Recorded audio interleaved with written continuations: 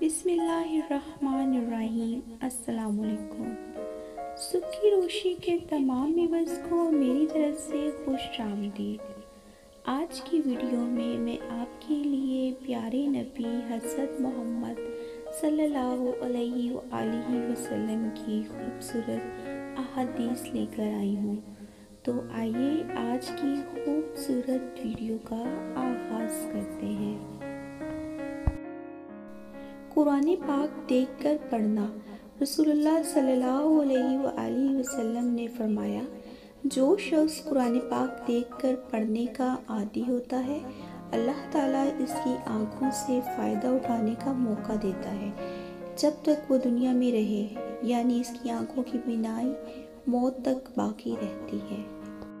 رسول اللہ صلی اللہ علیہ وآلہ وسلم نے فرمایا، اللہ تعالیٰ فرماتا ہے، جو لوگ میری عظمت و جلال کی وجہ سے آپس میں محبت رکھتے ہیں، قیامت کے دن ان کے لیے ایسے نور کے منبر ہوں گے جن پر انبیاء اور شہداء بھی رشک کریں گے۔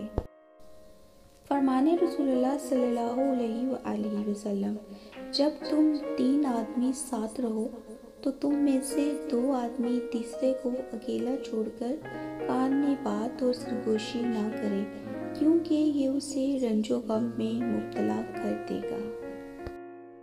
ہر نبی کا حوض ہوگا۔ رسول اللہ صلی اللہ علیہ وآلہ وسلم نے فرمایا، ہر نبی کا ایک حوض ہوگا اور انبیاء آپس میں فخر کریں گے کہ کس کے حوض پر زیادہ امتی پانی پیتے ہیں، اور مجھے امید ہے کہ میرے حوض پر پانی پینے والوں کی تعداد سب سے زیادہ ہوگی۔ رسول اللہ صلی اللہ علیہ وآلہ وسلم نے فرمایا، معراج کی شب میرا گزر چند ایسے لوگوں پر ہوا جن کے پیٹ گڑھوں کی مانند بڑے بڑے تھے، جن میں سانپ تھے جو پیٹ کے باہر سے نظر آتے تھے۔ میں نے حضرت جبرائیل علیہ السلام سے پوچھا، یہ کون لوگ ہیں؟ تو فرمایا، یہ سود کھانے والے ہیں۔ رسول اللہ صلی اللہ علیہ وآلہ وسلم نے فرمایا، جس شخص کے دل میں رائی کے دانے کے برابر بھی تکبر ہوگا، وہ جنت میں نہ جائے گا۔ اس پر ایک شخص نے سوال کیا، اے اللہ کے رسول صلی اللہ علیہ وآلہ وسلم، ہر شخص چاہتا ہے کہ اس کا لباس اور جوتے وغیرہ اچھے ہوں، تو کیا وہ بھی جنت میں نہ جا سکے گا؟ اس پر رسول اللہ صلی اللہ علیہ وآلہ وسلم نے فرمایا، یقیناً اللہ خوبصورت ہے اور خوبصورتی کو پسند فرماتا ہے۔